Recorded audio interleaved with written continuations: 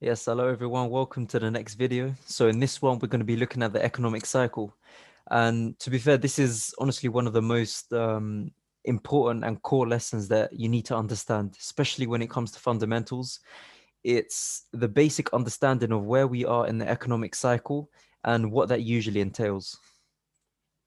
So just as a brief look at the economic cycle, this is what you usually have. First stage would be recession. Then early recovery is the bottoming area. Then of course you get that growth, the late recovery. And then as soon as you start to see, too much recovery and the economy starts to slow down again, that's early recession. So as you can see, the economy moves in waves, and usually it's a progressive and positive wave. So after every market cycle and every economic cycle, you get a growth in the economy. Hence why economies are always growing, money supply is always increasing, everything like that, GDP. So an economic cycle usually lasts around 5 years.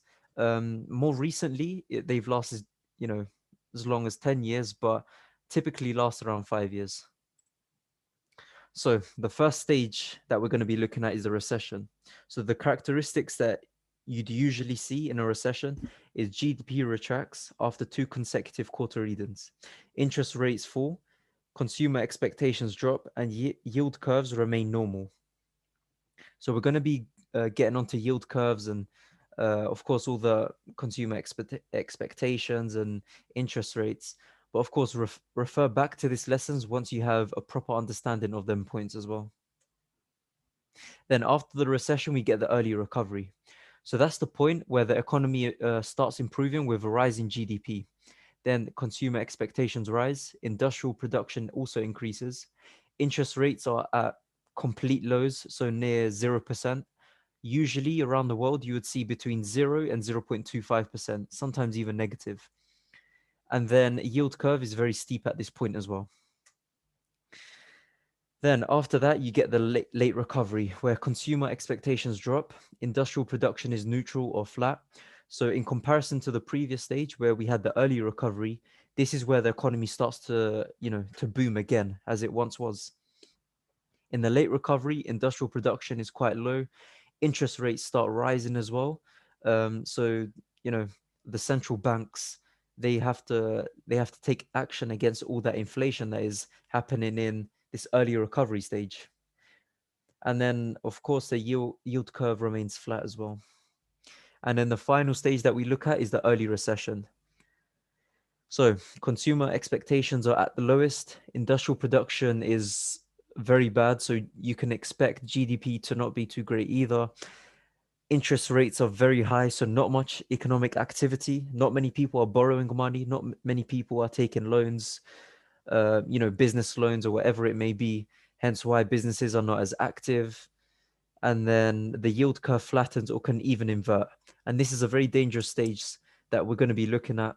When the yield curve inverts or remains flat, that's when you know we're going to get into that in more detail in the next few lessons.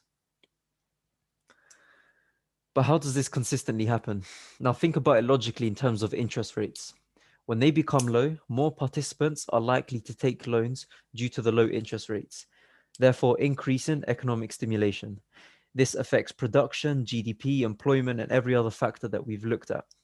Now, when there's too much expansion, or so called overheating, is what economists call it, interest rates are increased to slow down the economic expansion. Each time the economy grows more and more and accumulates more and more debt, also money supply increases as well. Now, if I was to ask you, where are these areas? Where are interest rates being increased? Where are they being decreased? You need to understand that in terms of the economic cycle. So let's look at this. This is the expansion stage, right? When the economy is getting back to how it was, GDP is increasing, more employment, everything like that. Inflation is also increasing, so that's something that central banks have to look at. Now, when there's too much expansion, as I've said here as well, or also known as overheating, that's when the central banks will have to increase interest rates because they eventually need to slow down the economic expansion. Otherwise, you'll get factors happening like hyperinflation, and then of course the downfall of the economy.